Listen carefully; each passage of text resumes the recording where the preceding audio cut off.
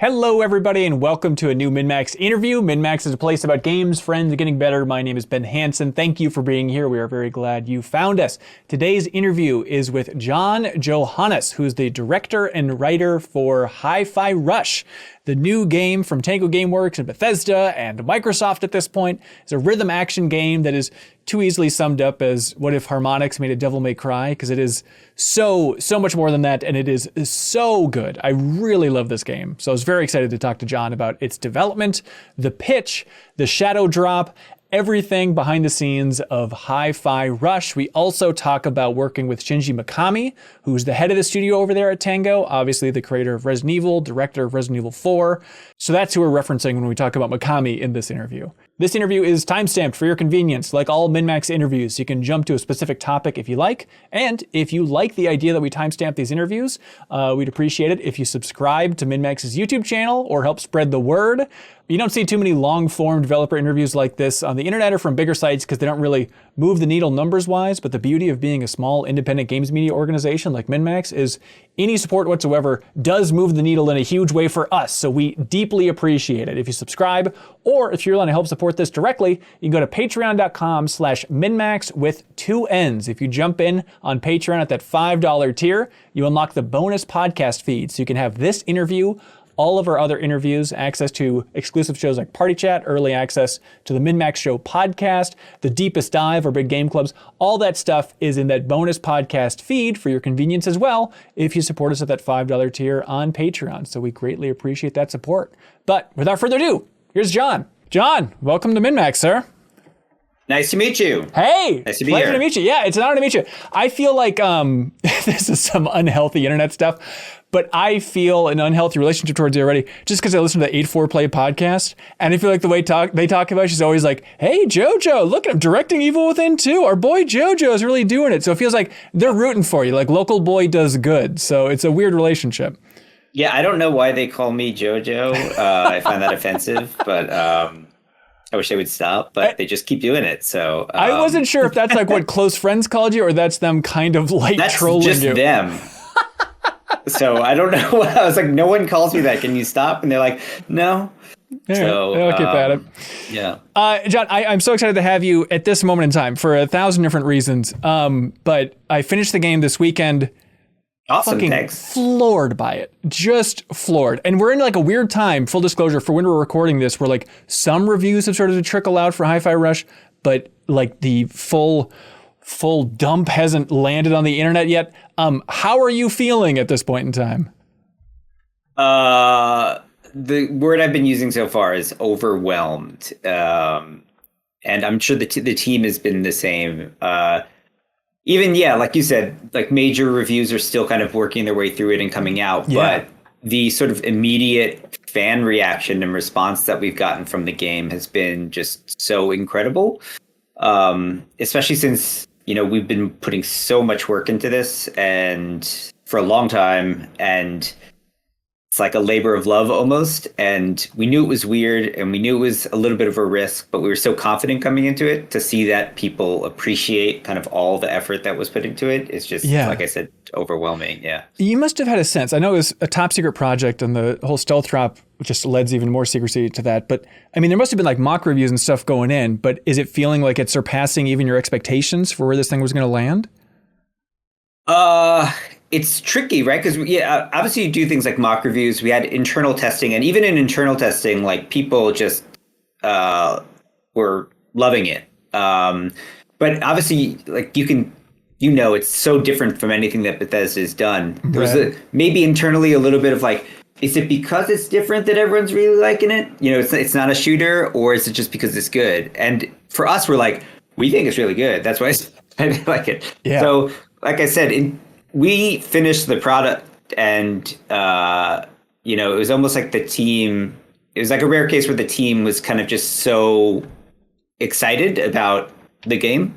Normally you're kind of like a little bit nervous, like, we know we can do this, but is it going to be okay or something like that. But we just were, like I said, we were very, very confident in going into it. And we just didn't want it to get like overlooked or something, or unfortunately get caught in some sort of, drama or something, which sometimes happens to games and stuff like that. It's just meant to be a fun experience.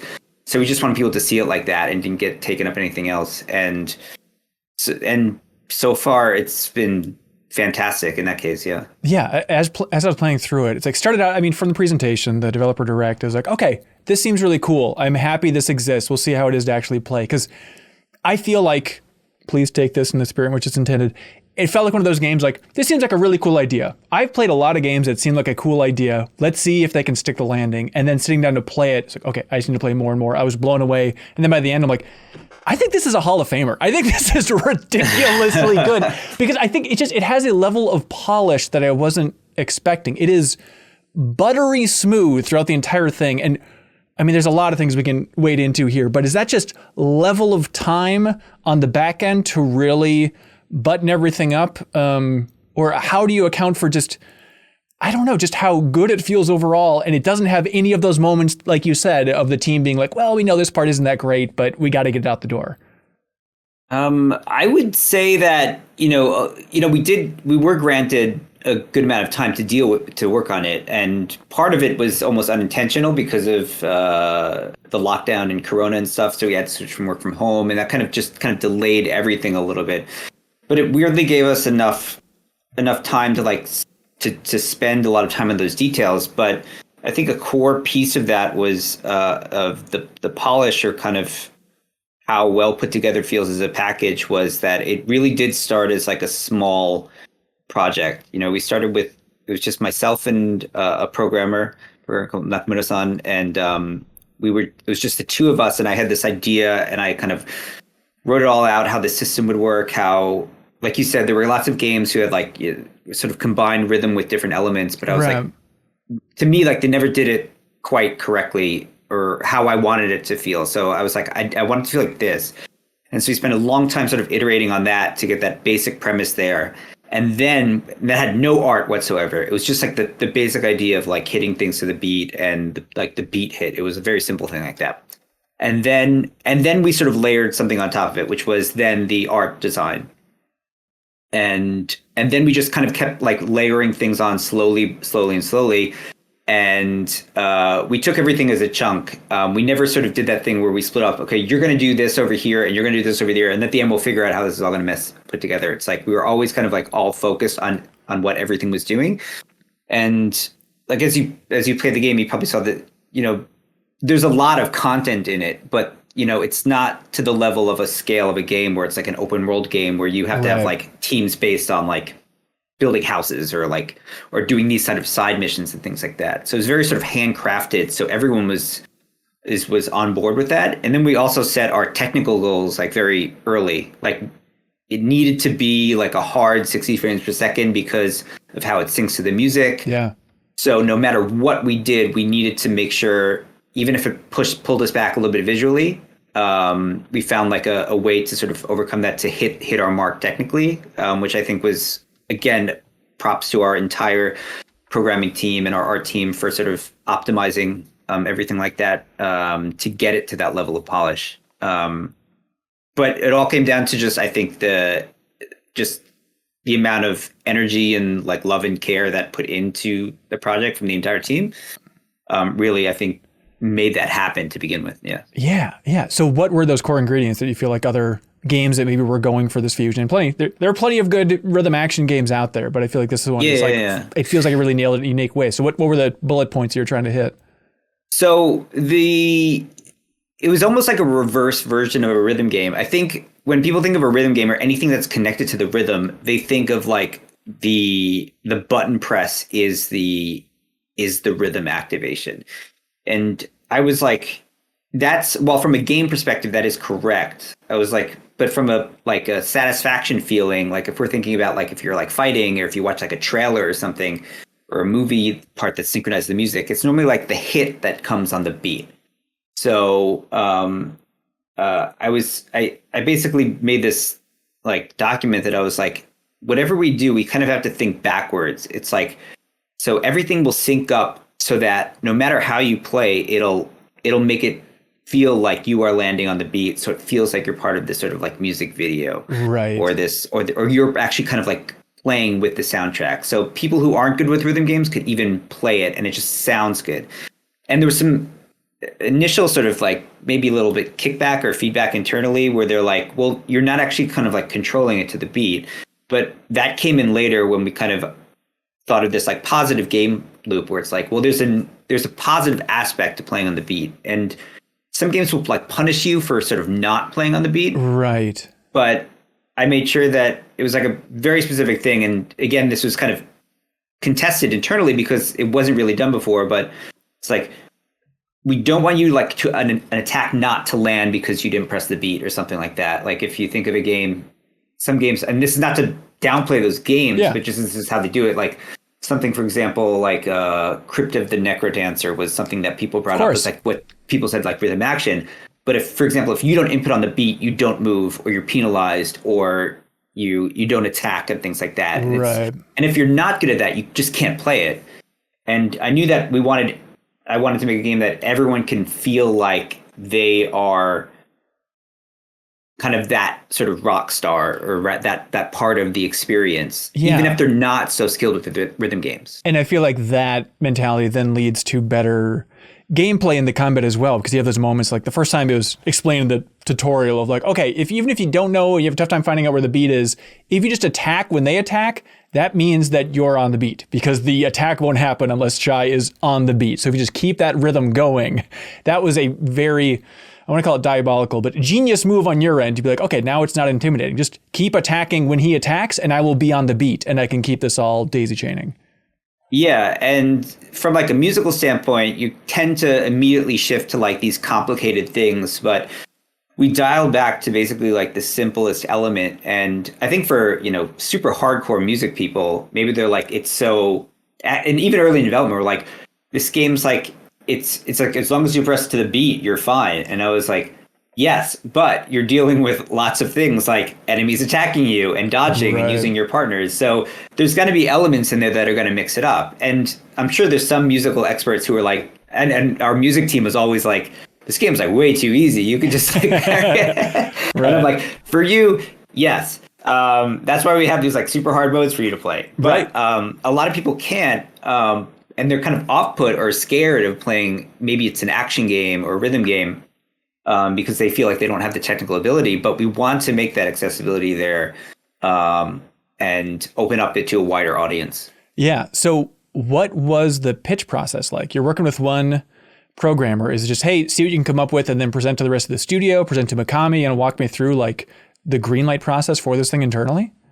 Well, I pitched it to Mikami-san. Like after we finished The Evil Within 2, it just felt like the right time for a project like this in a weird way. We had just gone through 4.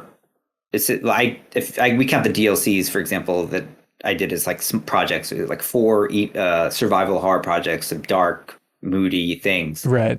And we knew we were going to go into Ghostwire Tokyo. That was the next game that was like officially like being developed. And I just saw it as an opportunity to pitch something completely different. I know that as a studio, we didn't want to always be pigeonholed into this sort of, we can only make horror. We can't do anything outside of that. Because, even my boss has a pedigree of making games that are not horror and are well received.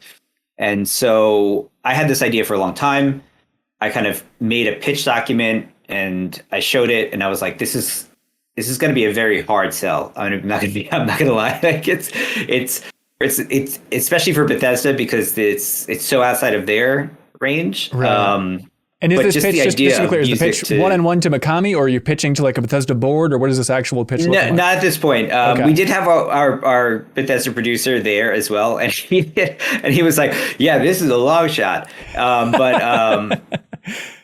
But it was that the core component of this sort of rhythm action, and I think maybe everyone didn't quite understand exactly what it was, but I think it's the way I presented it. Like I clearly had an idea for where I wanted to go. So they're like, this sounds interesting. It sounds very difficult. Can it be done? It's very hard to just immediately greenlight. Let's try like making a prototype. So that's what we did is we made a prototype, and that's what I was talking about. It was started with very small teams, just 2 people. We had some assistance when we needed it in terms of, if we needed some animation work to do like the specifications I was asking for, or some some VFX or obviously making a music soundtrack quick so we can tie things to it. Yeah. But otherwise, like it was us kind of fooling around. Like I did the UI, I did like the level design, the environment design and everything, but it was all like gray box and stuff like that. While the programmer did all the system wide stuff and the player stuff. And we had this core thing, which at this point was just sort of fighting to the beat and the beat hit, basically, and an environment that moves with the beat. Like you'd press a switch and like a music thing would play and the platforms would move and things like that. Right. And that alone was like, okay, I think we have something here. And then internally in Bethesda, that kind of prototype was passed around to a few people. It's like, hey, look what Tango's kind of working on. You'll never believe it. Yeah. Yeah, and it almost created like this weird sort of internal cult following, or like people were talking about, like, hey, did you see this thing? It's like actually like really, really cool. And so then when we actually went, when we kind of like we proposed it with sort of the art direction we wanted to go with, which is extremely similar to what we wound up with actually. And at that point, it was almost like it virally spread within the company that even when we were pitching it to sort of the leads at Bethesda, they were already aware that it had like a positive reception. Interesting. So it was like weirdly enough that we didn't have to, it wasn't a concept that it was like unproven. It was like, we know this is good. We know people like this. What do you think? And I know it's very weird. It's very un-Bethesda, but I think that's what's going to actually be the interesting thing about it, is that it's something that it's unexpected. Yeah. From the outside, I think what's interesting is I feel like everyone had the takeaway of like, wow, this game wouldn't exist without Game Pass. God bless Microsoft's Game Pass for funding some weird projects. You know, in my mind, I should say specifically, it's like, it's bizarre to see like Pentiment come out at the end of last year. It's like, I can't imagine that game existing in any other environment. And then this game's like, I can't imagine it existing in any other environment except for Game Pass. Yet at the same time, this is all predating Microsoft. I mean, this is 2018. I think I pitched it in like 2017 because that's when Evil Within 2 ended. But yeah, like Jesus. I would say if we started that small prototype thing, it was like end of that time or early 2018 or something like that. But yeah, I mean, we didn't have like a specific console in mind even at that point. We were just kind of going for what looked cool. And then obviously then the acquisition happened, and then it sort of like our console was then defined. So I know people are saying it's like, oh, there was like, it's like a PlayStation prototype running somewhere. It's like, no, like it was just running on a PC. It's like, you're too in the weeds if you're seeing that somewhere. Yeah, so, you gotta go for it, man. But yeah, like in some ways, some games can be made in a short amount of time. Like I think Josh Sawyer said that Pentiment was kind of inspired by. Well, I don't think that was made in a short time because they were acquired way earlier than we were. Right. I don't know the exact time scale, but he said it was inspired by Game Pass. For us, we saw Game Pass as an opportunity once it was acquired to, wow, this is something that could increase our audience base and really expand everything. Yeah. And take what we were doing to like almost like like we said, it was almost like viral internally. So it could theoretically be viral when the access is that easy on Game Pass. Right. Do you remember what song was in the demo for the pitch? I'd imagine it's something that wasn't actually released in the finished game. Well, it's funny that the basic song that you were playing is like the background music, like what we consider like a non-licensed song in the game. Right. That was just like a kind of made up on the spot type thing, just to kind of get the vibe of like, it's a rock type feel. Okay. But we actually prototyped the first boss, which was like a gray box version of what actually is the first boss in the game. And we didn't know if we would get the license to it or anything, but we actually did use the same song. The Nine Inch Nails song? Wow.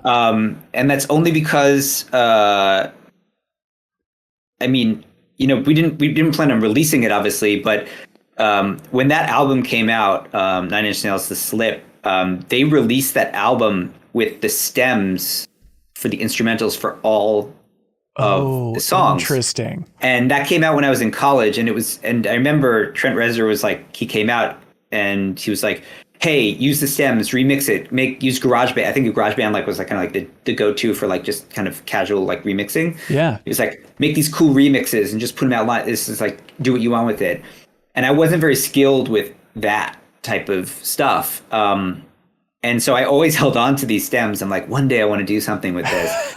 and and then I'm like, let's show that we can do, because originally the plan was we wanted this licensed music to sort of have these like climax moments, like these boss fights, but we didn't want to be a big game about licensed music. So it's like, we have this song, it hits our BPM target, the song's great, it fits, let's try doing this. And wrote up this, that was kind of like the second prototype for like how we would use licensed music in the game. And we showed that off. And like, half of us were afraid because of like, if we don't get the license to the song, we're going to have to redo this entire thing. Totally. But luckily we were able to actually get the license to that song.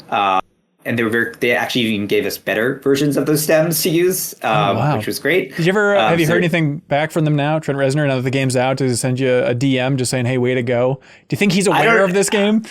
I don't know. I mean, that would be, I didn't directly communicate with him. Sure. I'd love to hear what he thinks, but I'd like him to at least know that sort of, it took time, but that sort of initial sort of experiment that he did led to results that maybe took 15 years to do, but led to this to actually happen. So that's beautiful. I love that. That's like just like a really cool thing. Yeah. Okay. I don't mean to, again, a huge game. So many people worked on it. I hate to just boil it down to, it's this and this. But I mean, it seems like Scott Pilgrim must have been a big inspiration early on, right? Yeah. I mean, literally our pitch document, it was, there's I think there's a Scott Pilgrim picture and like a Shaun of the Dead picture. Cause like I said, it was kind of influenced by the bar scene of Shaun of the Dead. Okay. A little bit when they kind of fight to the music. Yeah. And I was like, this is the vibe we want to go for. It has this kind of like quick, snappy dialogue, this sort of kinetic action and cuts and things like that. So the pace is very high, if that's correct. And that was kind of the goal right from the beginning. And so anytime someone joined the team, I was like, watch these movies. And it was just like, I was like, and it's funny because, this is pre-Baby Driver. And then once Baby Driver came out, because people were like, hey, it works in that scene, but can it work for the whole thing? Right. And then that movie came out and I was like, it could work for a whole thing. That is that movie. Yeah. So it's like, and then and imagine for the art team, like when Spider-Verse came out, and imagine that's a moment of like, okay, can we implement some of these visual ideas and concepts that they're working with? Yeah, well, that was also cool. Like we had our art design kind of goal in mind before that movie came out as well. Mm-hmm. And this is something that mid-development, like when that was coming out, we all saw the trailers. We're like, oh my God, this looks like crazy and stuff like that. And so we took the team, we went to go see it in the theater.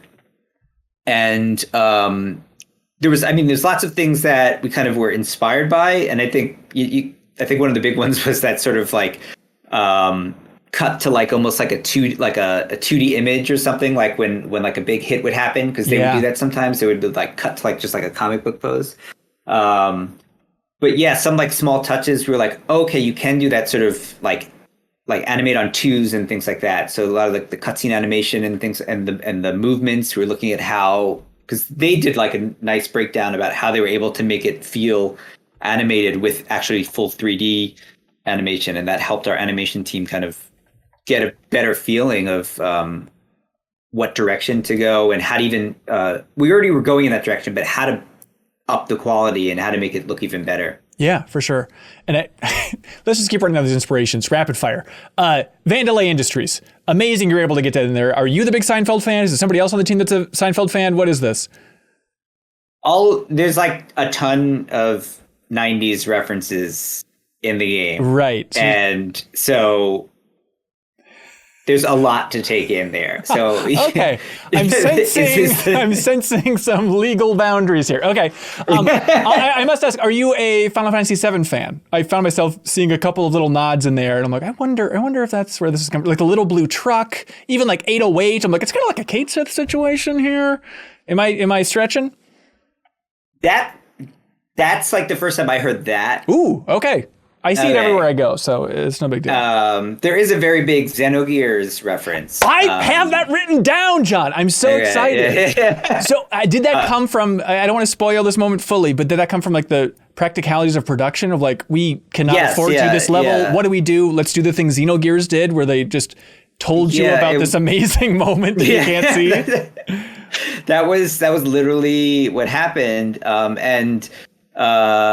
actually reached out to Square Enix and we were like, hey, we want to do this sort of homage to Xenogears. To us, it wasn't like mocking. It was kind of, that's very like, it's almost like a famous part of how like the sort of the transition happens in that game. Right. And to us, the game is almost, it has a lot of almost meta humor about like the corporate environment, and even the whole R&D stage is like a mocking of development of video games in some way. Yes.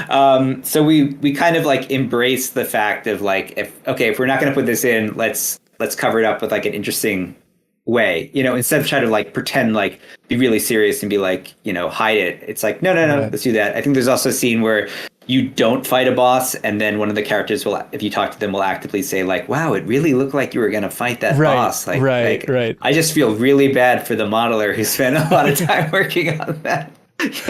But you know what? When you have the tone of that game, it's like, well, everything just makes it more fun. I don't think people feel cheated. But just, okay, to be clear, what did Square say about the Xenogears stuff? Actually, I mean, I don't want to like, it's not a negative thing by any means, but I think we want to do something. We want to have an homage to Xenogears because we're big fans here, and we showed them that scene, and they were like, and it was like that's it. Like, it was they thought you're gonna have the whole thing. Faye was gonna be. I think they were thinking like we're gonna have these like like maybe like we're gonna like recreate like the gears or something like that. Right, I was like, right. It's just he's gonna sit in the chair. And he's going to talk about what he's doing, like this scene. And even the lawyers are like, what are you worried about, dude? Like, this is fine. Yeah, they're like, do you want to use the music? And I was like, no. It's just like, we want to just kind of do that. So I think they were a little confused, but, we didn't want them to take it the wrong way. So we were like, this is not like, this is like, we're just huge fans. And a lot of people on the team were fans. So they like went down the smallest details about like the moving of the iPod is like the spinning of it and everything like that. And the only thing we couldn't get in was we wanted the text to come in like really slowly when they were speaking. That's confusing. That's homage gone too far. It was voiced, so it was tricky. So we could do that. But do you have any interest? And I know there's a lot to unpack here already, but so I hate to be like, what's next? But do you have any interest like for DLC of like filling in that missing chapter, or do you think like the joke stands on its own, moving on? Yeah, I don't know. I think the show stands on its own there. I agree. You're fine. I don't, we're still kind of, we're processing. Obviously, we just released it, so we're still kind of like processing what's going on. So we're still thinking of things, but nothing to announce yet in that case. Sure. I'd like to think that, what we did in the package, like we took in stride. So, in a way, it's a complete package. It is. It totally is. Yeah. I was blown away by so many things in this game. And playing through it, again, to be fully honest with my journey here, started out and I was like, is this going to get annoying? Is this writing going to drive me nuts? Fully charmed. Tears welling in my eyes by the end, John. Like, you fully got me. And then I was like, who wrote this thing? Pops up, you frickin' wrote it. Yeah. That's ridiculous. Is this your first time writing for a video game? No, I wrote the DLCs for the Evil Within 1 and 2. Okay. I didn't do the Evil Within 2. I did this. I had assistance from a great a script editor called Morten Broomberg. He helped me early on in the process, kind of like, because we had a lot of characters, which was new for me even. So to make sure it didn't get out of hand, he helped us like kind of structure it a little bit better. But then I had to go in and kind of like rewrite it like 80 times, like most games do when you have to go through. And it was like a super big challenge because there was so much. There's a lot of dialogue, and there's like more dialogue in this game than like all our games combined, I think. Interesting. Yeah. and all these like, there's a lot of like hidden conversations, which I think some people haven't even found yet, and small little quirks. But I know humor is like really tricky, and I'm sure there's some people who will say like, oh, it doesn't land, I don't like it, and that's totally fine because some people just, it's not for them. Yeah. But we wanted something that was very lighthearted and something that kind of like wore its like heart on its sleeve, but also wasn't. I really wanted to make it so it wasn't grating, and I'm sure there's somebody who's out there who say, well, to me it was like sure, it was grating, yeah, or something like that, or they chop too much. I don't like that character, or something like that, and that's totally fine because it might not work for everybody. But just like horror is hit or miss. Some people don't find it scary, some people do.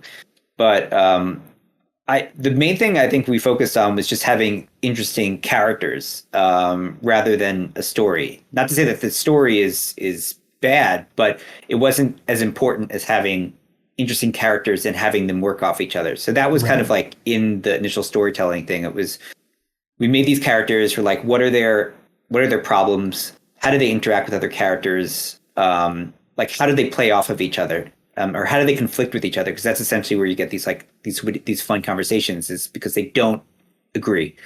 But we knew that they wanted to come together to eventually form this like team. So it's like, how can we make that work? But then the jokes, yeah, it's just kind of, that stuff was just like, it came from like, you're making the game, you're literally playing through it, and you're like, it would be cool to put something in here. It'd be cool to put something in here. Yeah. Lots of things came in the last moment. Some things were ad-libbed by the fantastic voice actors that we had.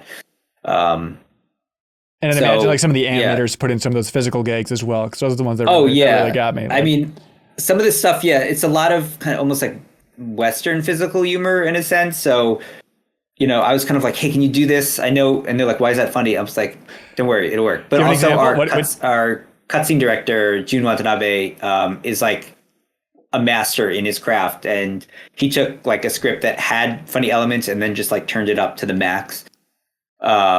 And so a ton of those visual gags are like just coming out of conversation, or they were in the script, but he just sort of elevated them to the next level. Right. Just like, those little moments got me, like when you're fighting on, I think it's when you're on like the elevator platform thing. And then there's like the security bot's like starting to climb into the ring, and then the guy just goes flying up against the ring, and they like just slowly go back down. And it's so subtle and small, then the scene just moves on. It's an example of like, just those little things I never thought would make me laugh out loud while playing this game, but it works. Yeah, it's. I mean, I'm glad a lot of these little small touches are appreciated, because, like I said, we spend a lot of time on it, and like every corner of every level or every cutscene, every moment had to be sort of like gone over a million times, and the team handcrafted everything like that. Yeah. So it was a labor of love, really. I'm curious about Mikami's first reaction when you were describing the game. Do you remember some impactful thing he said, or his first reaction? Was he looking down, looking in your eyes? Give me the beat by beat. What happened? You mean like for the pitch? Yeah, for the pitch. Yeah, sorry. Yeah. Well, again, like he's seen it all. If you think he's been a producer for things like Gyakten's Phoenix Wright, right, Ace Attorney. So if you think somebody pitching him, okay, you're a lawyer trying to follow cases. I mean, I'm sure that's just as hard of a sell as an action game but sent to the music. But I think action games sent to the music, there's something inherently like naturally there. So it wasn't like some sort of, we use this expression in Japanese. It's like I think it's like running and eating curry or something like that. It's like, okay, you don't think about like eating like this like very heavy food and then run a marathon or something like that. Right, so you don't want these two things that don't mix. But music and action like are these sort of there's this kinetic energy to both of them. So I think that sort of I just use this word, I was like rhythm action. And even though I kind of wrote like, okay, it's a 3D like roller and all that stuff, I think he just kind of connected with those two words, because he's like, this seems very interesting, but I'm not sure how it'll work out. Yep. That's but the correct I think pitch, there's potential here. Yeah, I mean, that's the thing. It's like, it feels so out of left field. Then you think about it, it's like, well, no, Mikami like produced the original Devil May Cry. Like, it's not, he has so much range in his past. Like, it's very reasonable. Or God Hand. Yeah, exactly. And I think, something like, him, making something like God Hand, which was like almost like a humorous game, like a non very serious game, but also technically like difficult game. I think he understood that the potential in various versions of action games. But I think he saw that this hadn't been done. He also mentioned that this is something that he'd seen been maybe pitched previously, but always had never been able to take fruition. So he knew that it was a very challenging thing to do. But I was like, I have this like very strong idea of how it would work. So that's why he was very, very supportive, but also kind of didn't want to. He wanted to let us kind of do what we thought would work because he didn't want to sort of let his previous experience sort of influence what would become of the title in that sense. Yeah. How different did it feel to work on this game compared to Evil Within? Like I remember talking to Bruce Straley and Neil Druckmann when they shifted from Last of Us to Uncharted 4. And it's like, oh boy, what a breath of fresh air to work on Uncharted for Last of Us. And I'm like, it's game development. It's all the same. Like it doesn't feel that different day to day. But did you feel like there was a different mood in the office or in like the corner of the office where you were working on this thing compared to the more dour aspects? I did. I mean, it did take a while. Like I said, we're working at it takes a while to come out of this sort of like hole of working on horror. And that's not to say that we're always in this like dark, moody place working on horror. We make stuff, but you have to look at it in a different lens. But so I specifically wanted the sort of the setting and the premise to be kind of ridiculous and silly and goofy, because I'm like, I want us to think, instead of like thinking of this in a serious way, like how can this make sense in the frame of this game? It's like this premise is ridiculous in general. So let's try to think of like these over the top situations or this crazy stuff that works within the world that anything could kind of happen. Obviously, we have like some restraint where it has to match the beat and stuff. So there are some limits, but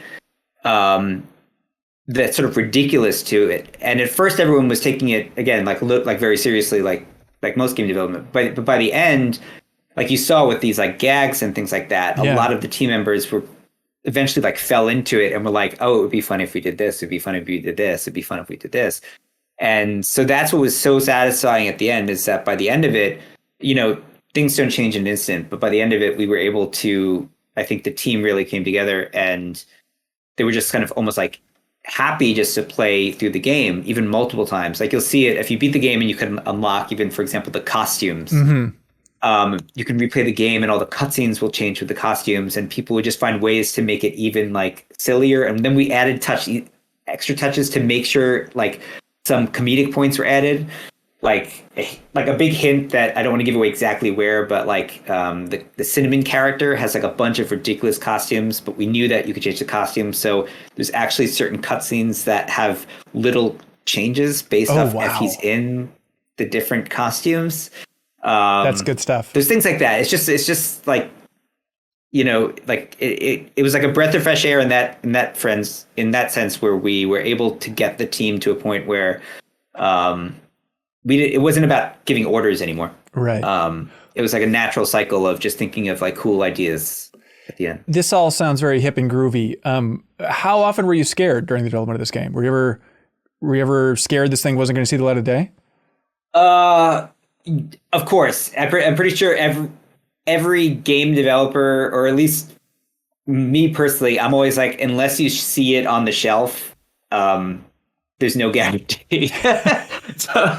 So up until the end, especially with the sort of shadow drop, because we even had team members being like, is it really gonna come out? Like, even though it was done, even though we're like really proud of it, we're like, is it gonna, there's so much fear. But obviously every milestone as we were going into it, we wanted to get the quality as high as possible to show how well we were doing it. And obviously we have some hiccups along the way, but weirdly enough, I would say it was the smoothest I've ever seen game development in that sense, because we never had it where it's like, we got this far and then we hit a brick wall and it's just not moving. We have to start over from the beginning or something like that. Right. It was a weird thing where like while we did face some challenges or some things didn't work, we had to scrap some ideas along the way and then kind of retool them. The core vision, like if I was able to show the original like pitch document or the initial like image boards or things like that, it barely changed from that initial concept. So that's why we were feeling very strong. I personally was feeling very strong. I think the whole team was like, will it really, really come together at the end? Like, because again, when you look at the final game with all the polish in it, the way everything syncs up to the music, like cutscenes and everything like that, that takes a long time to put together. and the final animations and everything smoothly syncing from like 3D to 2D and into battle and everything like that is like a fine tuning element that comes at the very end. And that final like polish period that we went through was so good at like almost confirming that any fear about the quality of this project was basically thrown out the window internally. I think everyone was very, very excited about it. Yeah. Do you remember any early feedback from like Matt Booty or Phil Spencer, whoever at Microsoft checked it out for the first time, like in the earliest phases of the acquisition?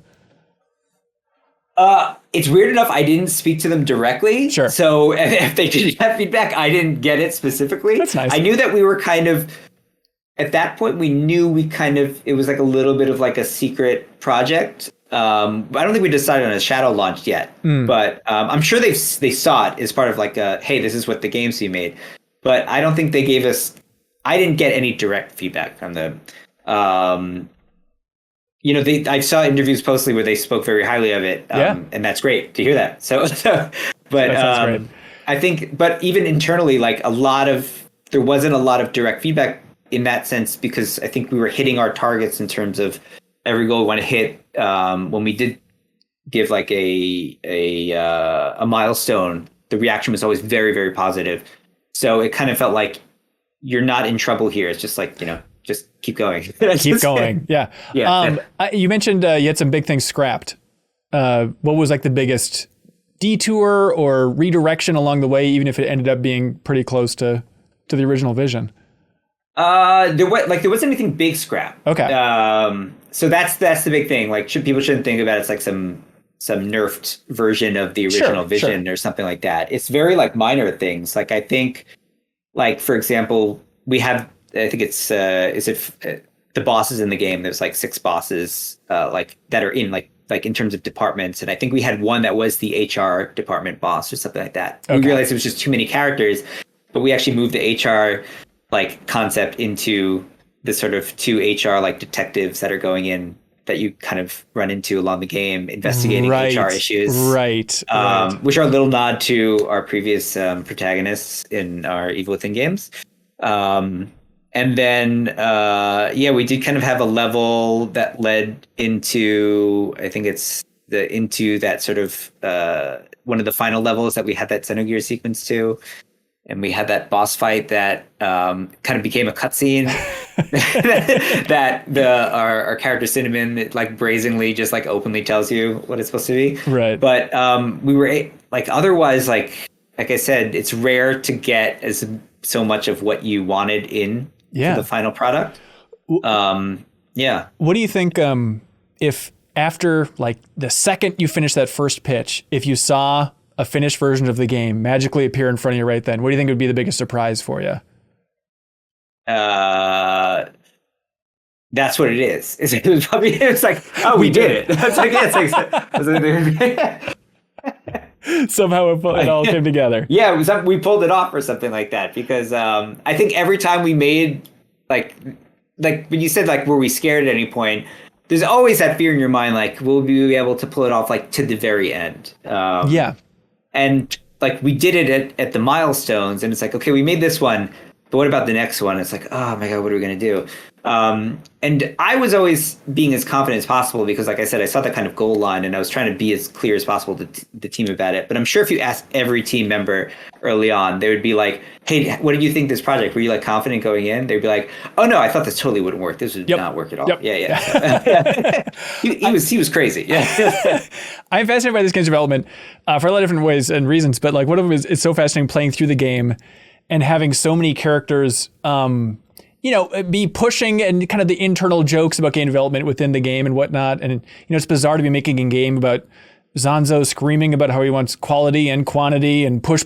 Yeah. Like, how do you lead a team when you're trying to make a game that's making fun of, you need a little bit of motivating factors in there, but you can't be fully, you can't become a character within your own game. Is that a tough line to walk as a leader? That was like, that's when we talk about the positivity. It's like, I was basically like, okay, these stages with, for example, Zanzo, we're going to make fun of us. And there are plenty of times where like I think when you land in the department, there's this argument between the head of finance, like Roquefort and Zanzo, and it's like, I don't care about passion, like I care about profits and things like this. Right. And someone just turned to me and was like, "Hey, is this like that conversation you had with Mikami-san like the other day?" So we were like literally pull things like from we would like obviously exaggerate them a little bit, but we would pull things from like our experience.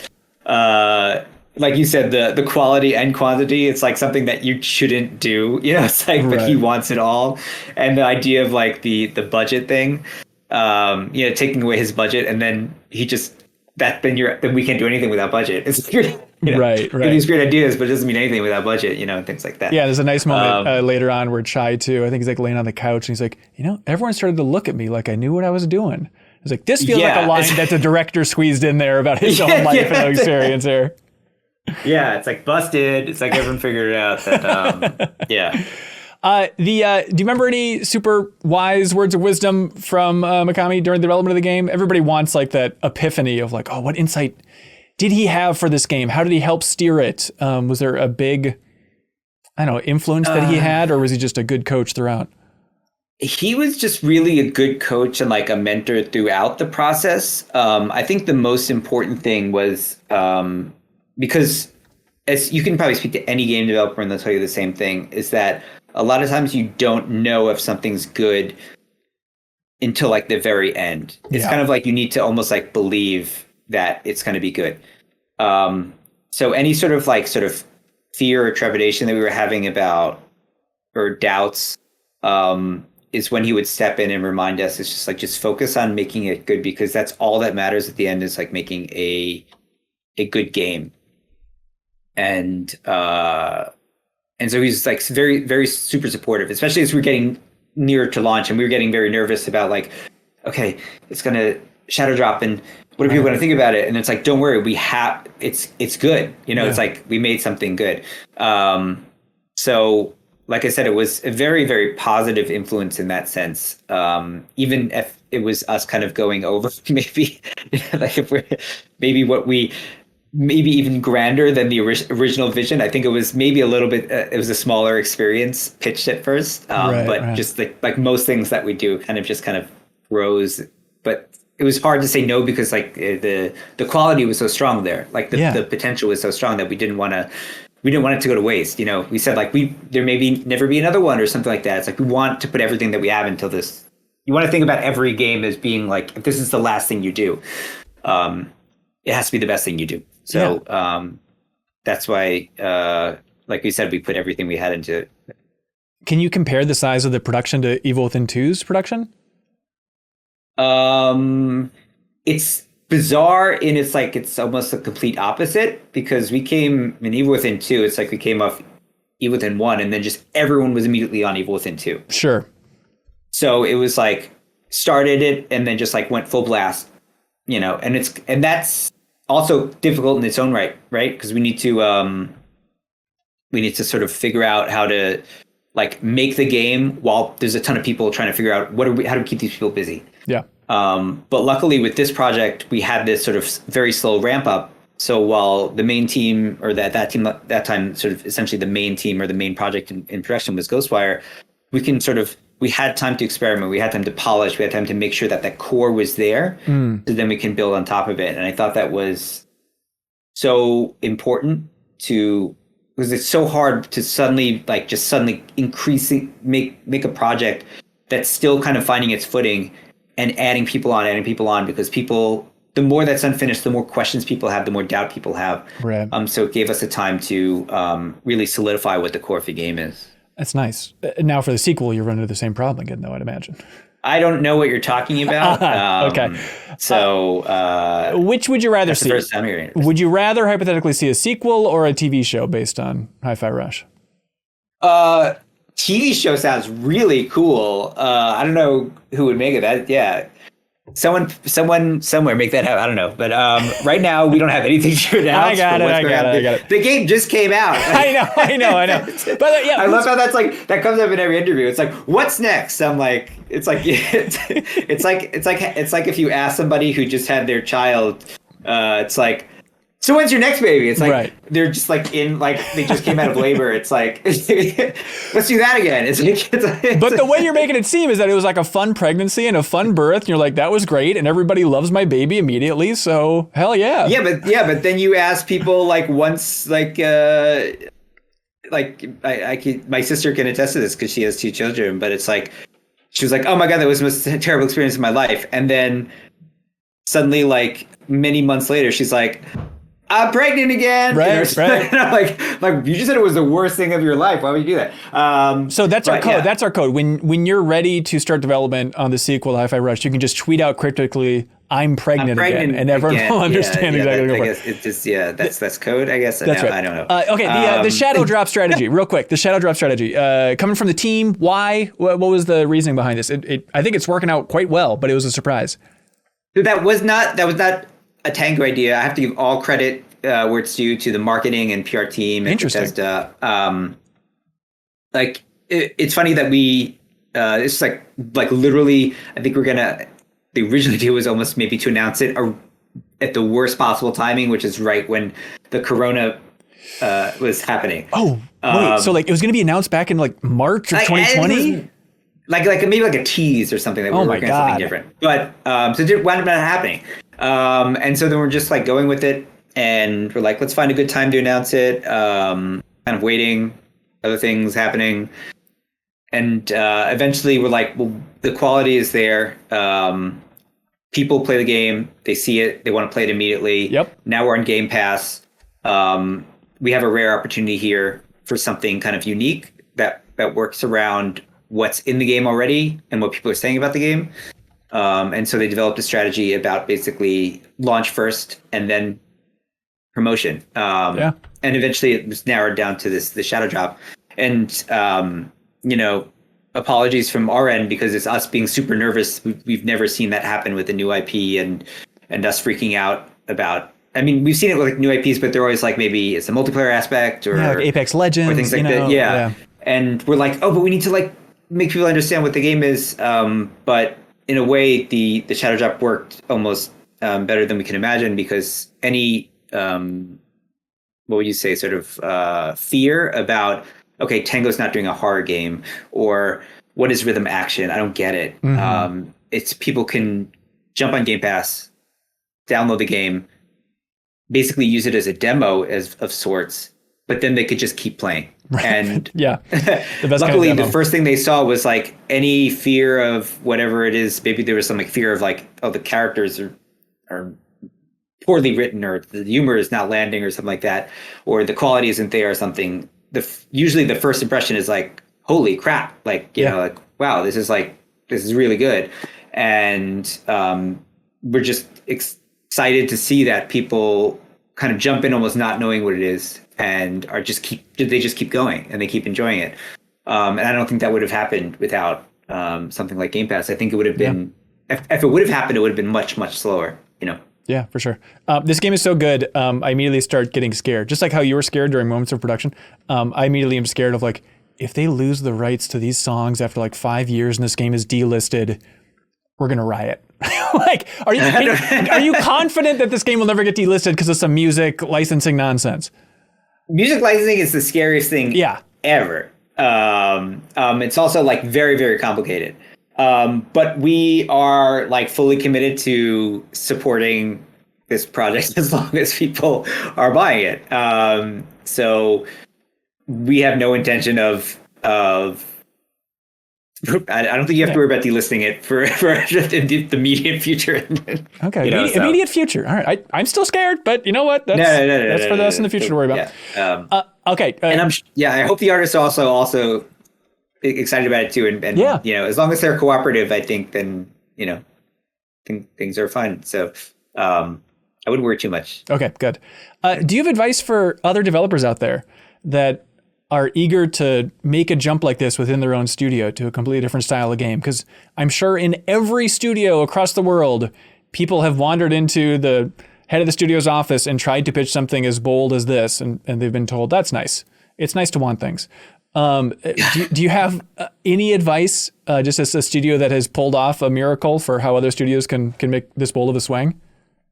Well, definitely other studios have done stuff like this before, Yeah. so I'm sure there's a different way depending on how your studio is. But for at least for this game, it was more about like really solidifying the concept. A lot of times stuff is good on paper, but I think that prototype that we did, and that's tricky to ask some people to do because obviously that takes time and manpower to do.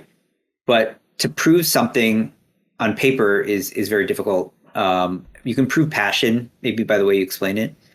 You can prove, or you can't prove, but you can sort of pitch it in a way. But showing it that it actually works, I think is kind of the most important thing. Luckily I had the experience it's hard to pitch something like that without experience, right? Yeah. So it's very hard to just immediately go and say like, I don't know much about making video games or something. Here's my concept of this cool idea that I have. Like people tell you like ideas are a dime a dozen, but it's like actually delivering on that is what makes it important. So I would say is to make sure that vision that you have is as clear and accurate as possible. And if possible, show that it's not just a concept, show that it's like, it's something that can be done. Whether it is saying like, okay, we've done something like this before, or this is how it would work, and things like that. I know a lot of pitches almost start with like, I mean, it depends on the game as well, but it starts with like, okay, so there's this great story and there's this world and stuff like that. But ours was like actually gameplay first. Thank God. It was like a very simple premise. And then we said, oh, and yeah, there's these colorful characters and things like that. And we set our pillars for what our game are supposed to be. And we never deviated from that. And I think that's just really important if anyone else is trying to do it. Yeah. Well, hats off to everybody within the team, everybody that helped get this out the door. It's very, very good. It's such a great start to 2023. I feel so good about the game industry right now after playing that thing. And that was our goal, so I'm glad to yeah. You are in such positivity. Yeah. So yeah, you're in such a rare spot. I feel like right now, having written and directed this thing. So I hope you're able to soak it all in. This is a good time for you, man. Yeah, like I always say, it's like very overwhelming. But I'm just glad that people are appreciating it and playing it. And if you've played it and you have friends who you think might even be into it, I'm pretty sure they'll probably enjoy it as well. So I definitely recommend, like I said, spreading the word. Yeah, there we go. Awesome. Thanks so much, John. Really appreciate your time. Thank you so much. Yeah, and thank you so much for watching or listening to this interview from MinnMax. We have plenty more like it on this channel, so you can always subscribe to it or check out our interview playlist. There's a lot to love in there. All right, thanks so much, everybody. Bye. If you thought, hey, this video wasn't bad, well, there's a whole lot more like it on MinnMax's YouTube channel. Please help us out by subscribing to our channel and checking out the MinnMax Show podcast, also available on your favorite podcast app, the best, most thorough discussion about games on the internet with the deepest dive, our monthly community trivia show with prizes called Trivia Tower, and a whole lot more. Thanks so much for your support, everybody. All you gotta do is click that subscribe button. We'd really appreciate it.